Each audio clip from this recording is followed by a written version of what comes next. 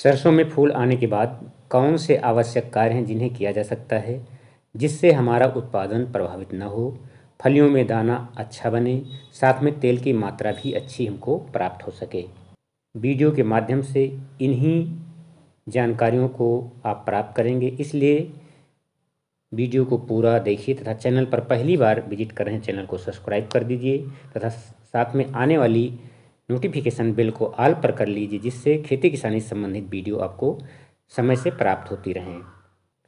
जो सरसों हमारी अगेती थी उसमें पहली सिंचाई और दूसरी सिंचाई पूरी हो गई तथा हमने खाद एवं उर्वरक की व्यवस्था भी पूरी कर ली तथा पुष्पावस्था भी समाप्त होने वाली है। किंतु जो पछेती सरसों थी अभी पहली सिंचाई ही हो पाई है और उसमें फ्लावरिंग स्टेज आ गई है, उसमें फूल चल रहे हैं या दूसरी सिंचाई की अवस्था आ गई है। किंतु अगेती हो या पछेती हो, एक समय ऐसा आता है जब फूल आने के बाद उसमें फलियां बनना प्रारंभ हो जाती हैं। तो उस समय हमको कौन कौन सी सावधानी बरतना चाहिए तथा कौन कौन से कार्य करना चाहिए जिससे हमको भरपूर उत्पादन मिल सके।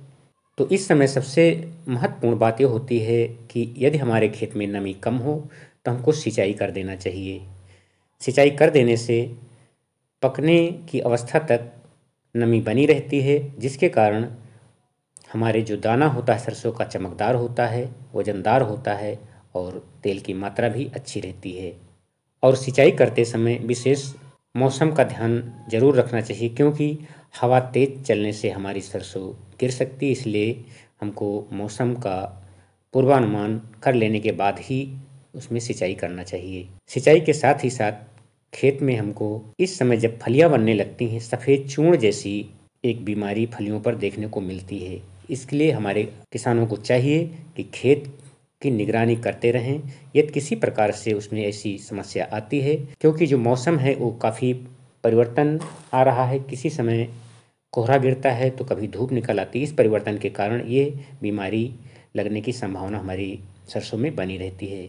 तो इसके लिए हमको कुछ उपाय हैं जिनको करके इससे छुटकारा हम पा सकते हैं, क्योंकि ये फफूंद जनित बीमारी होती है। इसके लिए हम यदि फफूंद नाशक किसी दवा का स्प्रे कर देते हैं जिससे हमको छुटकारा मिल जाता है। इसके लिए मैंकोजेब का प्रयोग किया जा सकता है या टेबाकोनाजोल का प्रयोग कर सकते हैं, अथवा साफ के रूप में जो यूपीएल का आता है उसका प्रयोग कर सकते हैं।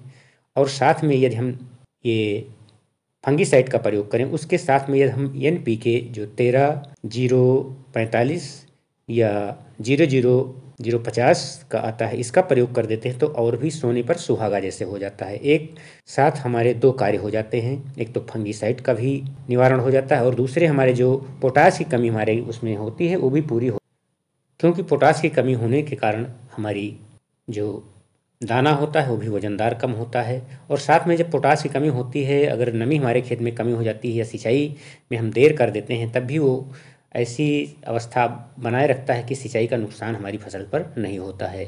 तो ये कुछ कार्य हैं जो जब हमारी सरसों पुष्पावस्था के बाद जब फलियां बनने लगती हैं उस समय कुछ कार्य कर लेते हैं, अपने खेत की देख रेख करते हैं तो अच्छा उत्पादन हमको मिल जाता है। तो ये छोटी सी जानकारी आपको कैसी लगी? अच्छी लगी हो तो कमेंट करके ज़रूर बताएं तथा एक लाइक करें तथा अन्य किसान मित्रों के साथ इसे शेयर करें।